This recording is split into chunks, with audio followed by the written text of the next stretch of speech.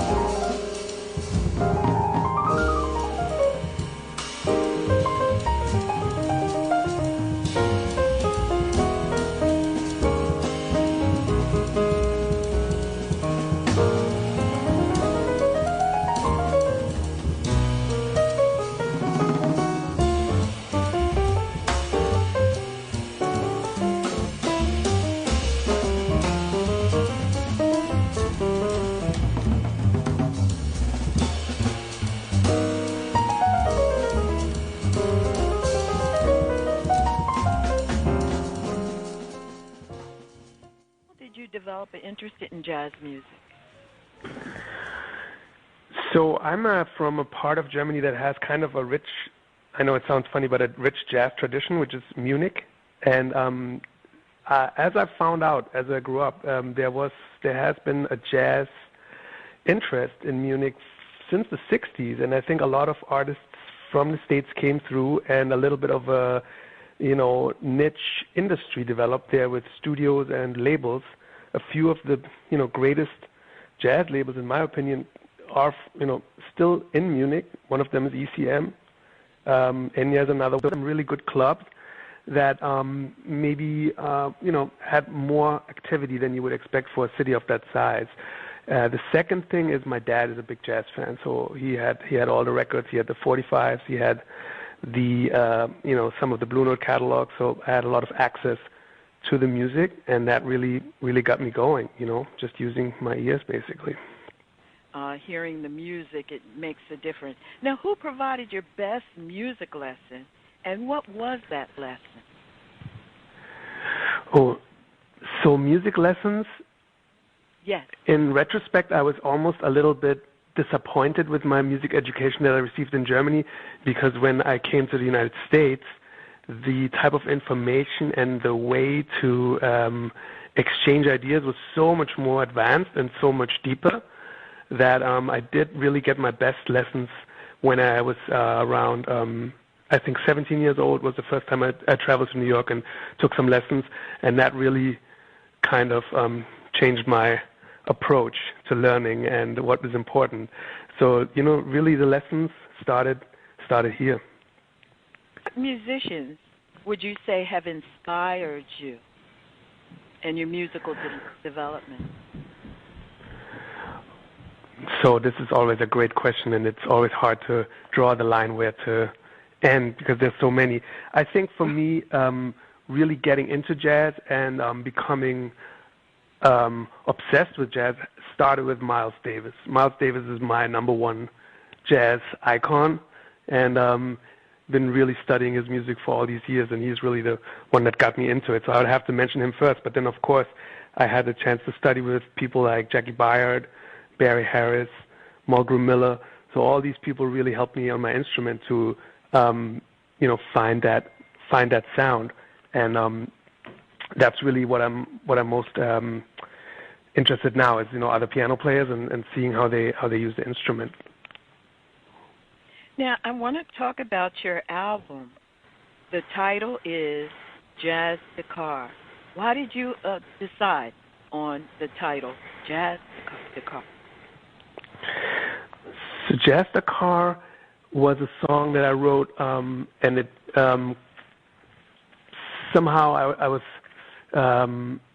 interested in the connection between jazz and Africa. Right, I had actually traveled to Dakar sometime in 2019, and that was a big experience for me and my family to spend some time in Africa and really see some connections of black culture in Africa and in America, and how it affected the things that I had learned over the years, and the roots of those, obviously the rhythms, but also even little things like how you communicate with people or how you strike up a conversation, which is all important for jazz, right?